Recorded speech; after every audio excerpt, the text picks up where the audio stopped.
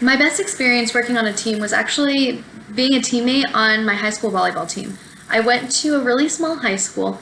I was actually the first graduating class. So when I was a freshman, it was just freshmen. And then the next year, we were sophomores and new freshmen came. And so we were always like the oldest ones at the school.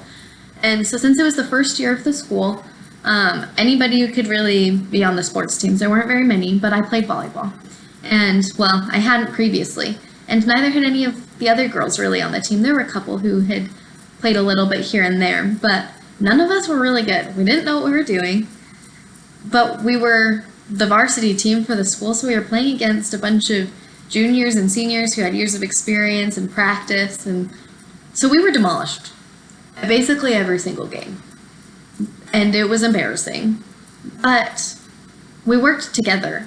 We grew together. We all went in not knowing how to pass a ball.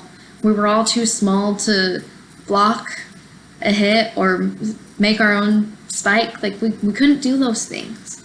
But we learned how to care about each other. We learned to cheer each other on even when we messed up. And we learned how to grow together, to get better together. And it was a really positive experience. And then the next year, my sophomore year, we had a tournament that we played in, and we ended up making it to one of the championship rounds, which was awesome. We weren't in the highest bracket, but we were improving, and we were doing our best. And that's something that we were able to learn together, was that even though our best wasn't as good as the other teams, the more experienced teams, we were able to work together, to grow together, to help each other. And not just on the volleyball court, but we grew together as friends, as true teammates who wanted to watch out for each other. And that was a really great experience. My worst experience on the team was I was supposed to do a group project. Well, I did a group project. My sophomore year of college. It was my first semester at BYU, and I was taking Writing 150. And we had a group project to work on, and I was going through some really hard stuff. I had just called off an engagement to my best friend, and it was really hard.